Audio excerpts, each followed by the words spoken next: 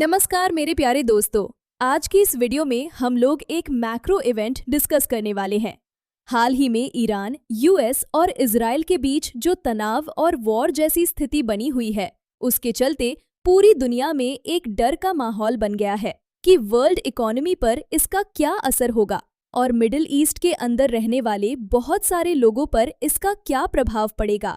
Middle east के अंदर tension काफी बढ़ गई है, क्योंकि ये सिर्फ ईरान से जुड़ा हुआ मामला नहीं रह गया है, बल्कि अब ये पूरे रीजन में फैल चुका है। इस वीडियो में मेरा पर्सपेक्टिव बहुत लिमिटेड है। यहाँ मैं जियोपॉलिटिक्स, पॉलिटिक्स या दुनिया के दूसरे एरिना की बात नहीं कर रही हूँ। हम सिर्फ इस बात पर फोकस करेंगे कि स्टॉक मार्केट में हमें इन चीज़ों पर कैसे रिएक्ट करना चाहिए। और सबसे पहले हम सभी यही प्रार्थना करते हैं कि दुनिया में शांति बनी रहे।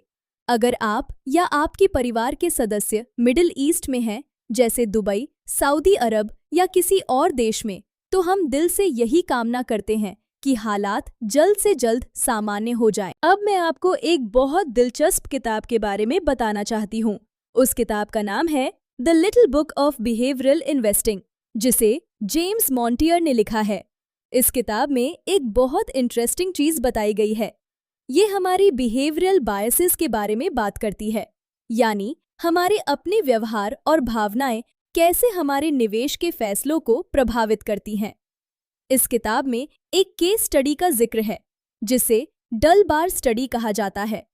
अगर हम S&P 500 इंडेक्स को 1985 से 2005 के बीच देखें, तो उस दौरान S&P 500 का एवरेज एनुअल रिटर्न लगभग 8% CAGR था। लेकिन जो निवेशक उसी इंडेक्स में निवेश कर रहे थे, उनका एवरेज रिटर्न सिर्फ 1.9% CAGR था। अब सवाल ये है कि जब इंडेक्स 8% दे रहा था, तो निवेशकों को सिर्फ 1.9% ही क्यों मिला? इसे कहा जाता है बिहेवियर गैप। बिहेवियर गैप का मतलब है कि अक्सर हमारी अपनी भावनाएं और गलत फैसले हमारे रिटर्न को कम कर देते हैं। आजकल एक मीम भी काफी वायरल हो रहा है। अगर 2040 में आपका बेटा आपसे पूछे कि डैड, आप 2026 में क्या कर रहे थे, तो शायद पिता जवाब देगा, मैं ट्विटर पर वॉर सिचुएशन मॉनिटर कर रहा था। क्योंकि ऐसे माहौल में लोगों का दिमाग डर में फंस जाता है। डर किस बात का? अनजान भविष्य का डर। जब कोई बड़ा इवेंट होता है, जैसे वॉर या जियोपॉलिटिकल क्राइसिस, तो लोगों की पहली प्रतिक्रिया क्या होती है? स्टॉक मार्केट में स्टॉक्स बेच दो, म्यूचुअल फंड बेच दो, लॉन्ग टर्म इन्वेस्टमेंट बेच दो। लेकिन अक्सर ये एक गलत दृष्टिकोण होता है। अब मैं आपको एक बहुत दिलचस्प डेटा दिखाती हूँ कि इतिहास में जब जब बड़े वॉर या हमले हुए हैं, तब भारतीय स्टॉक मार्केट पर क्या असर पड़ा और बाद में रिकवरी कब हुई। अगर हम कारगिल वॉर को देखें, तो उस समय सेंसेक्स में लगभग 12% का इमीडिएट ड्रॉडाउन आया था। मैक्सिमम ड्रॉडाउन लगभग 14% था।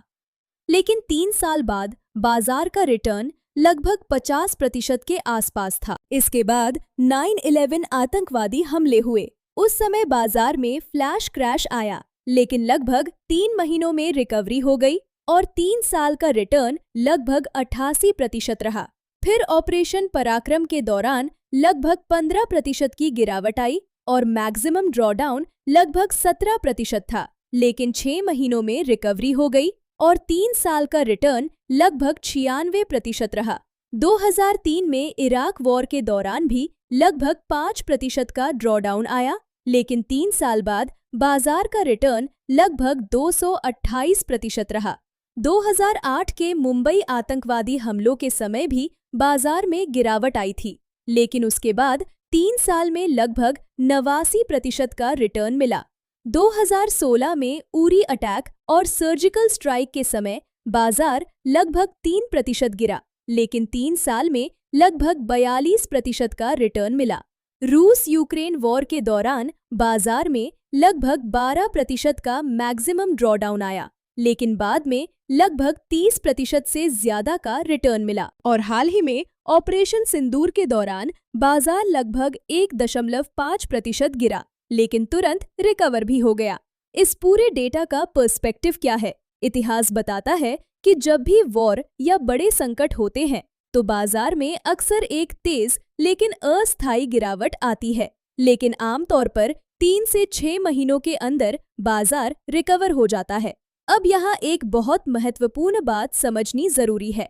हम सभी के अंदर दो तरह की सोच होती है, एक इमोशनल माइंड और एक लॉजिकल माइंड। इमोशनल माइंड जल्दी प्रतिक्रिया देता है, डर, गुस्सा, घबराहट, लेकिन लॉजिकल माइंड तथ्यों को देखकर निर्णय लेता है। आज के मार्केट एनवायरनमेंट में बहुत लोगों का इमोशनल रिएक्शन आएगा, लेकिन अगर आपका निवेश 3, 5 या 10 साल का है तो ऐसे ड्रॉडाउन सामान्य है। लेकिन असलियत ये है कि बाजार मीन रिवर्जन का पालन करता है। जब बाजार बहुत महंगा हो जाता है तो वो नीचे आता है। जब बाजार में बहुत डर होता है तो वहीं से रिकवरी शुरू होती है। आज हम एक ऐसे ही डर के माहौल में हैं, लेकिन इतिहास बताता है कि ऐसे समय में ही लॉन्ग टर्म निवेश के अच्छे अवसर बनते हैं। तो इस वीडियो का निष्कर्ष बहुत सरल है। पहली बात, बाजार में गिरावट आना सामान्य है। 10 से 20% का ड्रॉडाउन निवेश का हिस्सा है। दूसरी बात, बड़े मैक्रो इवेंट्स के बावजूद लंबे समय में बाजार ऊपर ही जाता रहा है। तीसरी बात, डर के समय अक्सर अच्छे निवेश के अवसर बनते हैं। और चौथी बात, निवेश करते समय हमें अपने इमोशनल माइंड की जगह लॉजिकल माइंड का उपयोग करना चाहिए। उम्मीद है ये वीडियो आपको उपयोगी लगी होगी। धन्यवाद। नमस्कार मेरे प्यारे दोस्तों।